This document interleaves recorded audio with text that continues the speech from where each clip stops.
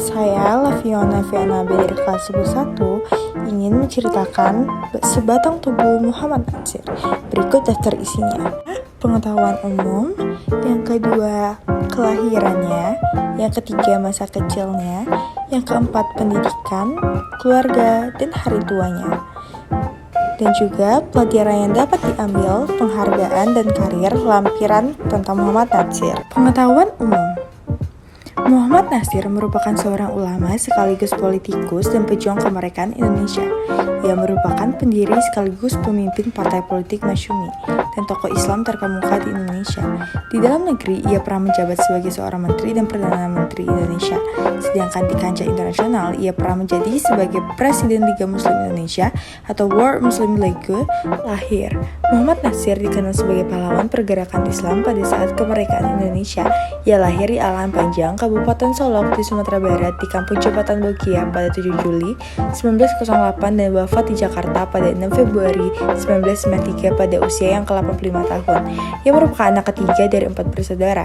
Ia lahir dari kedua pasang suami istri. Ayahnya yang bernama Idris Sultan Saripado yang bekerja sebagai seorang juru tulis kontrolir di masa pemerintah Belanda dan hanyalah pekerjaan rendahan. Sedangkan ibunya bernama Khadijah dinilai taat dengan agama masa kecilnya. Muhammad Natsir dibesarkan di tengah lingkungan penggolakan pemikiran para tokoh besar pembaharu dari ranah Minang. Beliau memperoleh keislamannya dari kedua orang tua beliau. Beliau lahir di keadaan tidak seperti anak kecil lainnya yang dikarenakan ia dituntut untuk lebih dewasa daripada orang seusianya yang biasanya mengerti keadaan dirinya dan sang keluarga. Ia biasanya bersuci atau sampai mencari kayu bakar yang dilakukan oleh dirinya sendiri. Namun hal itu dilakukan oleh dengan senang hati dan penuh pemaknaan karena hidup tak selalu tentang kemewahan dan kekayaan harta. Sebagai pegawai rendahan tidak bertahan lama dan itu membuat sang ayahnya setelah menjadi pegawai di kantor, ayahnya kembali ke Alang Panjang dan bekerja sebagai seorang sipir Belanda yang dimana tugas sering dipindahkan oleh atasannya sehingga banyak tempat yang pernah disinggahinya, di antaranya Makassar dan Boncol. Selama menjadi sipir Belanda, meskipun dibilang hanya seorang pegawai rendahan, hal tersebut tidak menjadi alasan untuk tidak bekerja, karena selama pekerjaannya halal, ayahnya tetap menjalaninya, apalagi keluarganya bukan dari keluarga kaya raya dan sudah kewajiban seorang kepala keluarga untuk bisa menafkahi anak dan istrinya dengan halal adalah pendidikan. Muhammad Natsir pernah menempuh pendidikan di SMP 1 Padang dan Madrasah Adabiyah saat kecil. Muhammad Natsir memiliki kemauan untuk mempelajari ilmu agama yang menjadikan Natsir dengan cepat menguasai bahasa Arab dan ilmu lainnya. Dalam waktu yang cukup singkat, ia pun dapat membaca kitab kuning. Dikarenakan sedari kecil ia ingin menjadi Master Indiraptan yang dianggap suatu gelar sangat hebat dan terpandang pada saat kala itu. Jika diteliti lagi, maka Natsir dapat dikatakan sebagai seseorang yang haus akan ilmu. Pada MMS di Bandung, dia segera mengejar ketinggalannya terhadap penguasaan bahasa Belanda yang merupakan bahasa kaum elit terpelajar pada saat itu. Bahkan, ia mempelajari bahasa Latin yang sulit dan mendapatkan angka yang tinggi.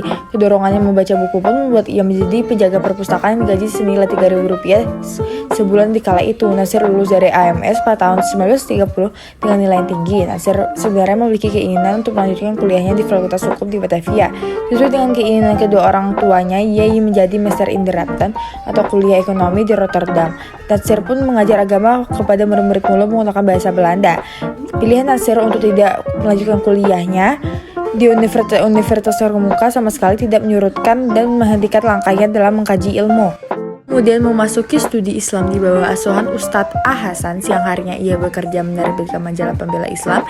Kecintaan Natsir inilah yang membuatnya mendirikan sejumlah universitas Islam seperti Universitas Islam Indonesia, Universitas Islam Bandung, Universitas Islam Sumatera, dan lain-lainnya. Selanjutnya, keluarga Muhammad Natsir. Muhammad Natsir pada tahun 1934 mempersunting Putri Nur Nahar yang lahir di Bukit Tinggi pada tanggal 28 Mei 1905 dan wafat di Jakarta pada 22 Juli 1991. Pada saat itu, Putri Nur Nahar atau biasa disebut dengan Umi yang masih berusia 40 tahun, beliau sudah berjualan nasi bungkus untuk menghidupi dirinya. Selain itu, Umi juga di antara saudara-saudaranya merupakan anak yang pandai. Awal mula Muhammad Natsir dan Putri Nur Har bertemu berawal dari Muhammad Natsir membuka sekolah Islam Pendis, sekolah yang berkurikulum Islam dan juga umum. Guru yang pertama kali melamar di sekolah tersebut adalah Umi. yang saat itu belum menjadi calon istri Muhammad Natsir. Bahkan sekolah tersebut belum berjalan lancar, namun karena kemudian hati Umi, ia rela menjual perhiasannya demi kegiatan sekolah. Melihat itu membuat hati Muhammad Natsir menjadi jatuh kepada kemenangan Putri Nur Nahar, dan beberapa tahun kemudian ia memutuskan untuk meminang Putri Nur Nahar menjadi hubungan yang lebih serius. Dari pernikahan itu, ia dikaruniai 6 orang anak, yakni Siti Mukilah pada tahun 1936, Abu Hanifah lahir pada tahun 1937, Asma Faridah lahir pada tahun 1939, dan Hasna Safalizah pada tahun 1941, Asyatul Asriyah lahir pada tahun 1942, dan yang terakhir Ahmad Fauzi pada tahun 1994. Usia yang sudah tua, Muhammad Natsir masih melanjutkan perjuangannya yang menulis artikel-artikel tentang agama Islam. Pada hari tua Muhammad Natsir hidupnya hanya sampai berusia 85 tahun. Ia tutup usia pada tanggal 6 Februari 1953 sekitar pukul 12.10 WIB. Begitu mendengar kematian Muhammad Natsir, dikarenakan berita yang menyebar sangat luas, membuat orang berbondong-bondong datang ke rumahnya yang berada di Jalan Haos di Kunoto, Petnam. Di rumahnya berkumpulan para tokoh-tokoh yang berduka cita merasa kehilangan sang pejuang bangsa Muhammad Natsir. Dan masih banyak tokoh-tokoh yang tidak percaya akan kematian Muhammad Natsir. Bahkan ketika wafatnya, ia masih menerima penghargaan berkat jasanya ketika masih hidup, yaitu pada tanggal 6 November 1998 menerima Bintang Republik Indonesia Adi Pradana dari Pemerintahan Republik Indonesia. Yang dapat dipelajari dari Muhammad Natsir adalah tentang bagaimana ia menjadi seseorang yang memiliki sifat sopan santun, sederhana, menjadi pemimpin yang berkepribadian dan memiliki sifat bertanggung jawab, serta memiliki ilmu agama yang besar. Muhammad Natsir juga mengajarkan kita agar tidak gampang menyerah atas semua hal yang seperti menyembah Hindu. Setinggi-tingginya menjadi pribadi yang jauh lebih bersyukur atas nikmat yang diberikan Tuhan dan selalu berusaha untuk menuntut ilmu agama secara luas. Muhammad Natsir juga merupakan orang yang tak merasa malu akan tidak mampu keluarganya, dan ia juga tidak malu untuk bekerja keras atau membantu perekonomian keluarga sedari kecil. Itulah beberapa pelajaran yang dapat diambil dari kisah singkat Muhammad Natsir.